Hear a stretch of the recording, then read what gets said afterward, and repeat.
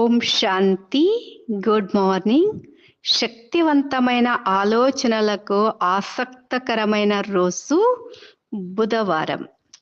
భగవంతుడు నాకు తండ్రి, గురువు, మార్గదర్శకుడు అయినప్పుడు ఈ భౌతిక ప్రపంచంలో నేను దేనికి భయపడాలి?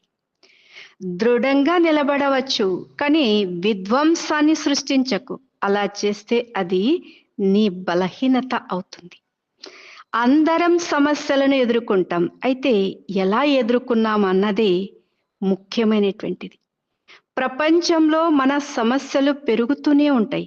కనుక వాటిని ఎదుర్కోవటానికి శక్తిని పెంచుకోవటం అత్యంత అవసరం.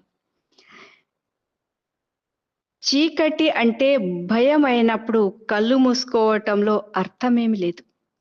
దైవం మీద విశ్వాసంతో పనిచేస్తే అసాధ్యాలు కూడా సుసాధ్యమవుతాయి. ఓం శాంతి.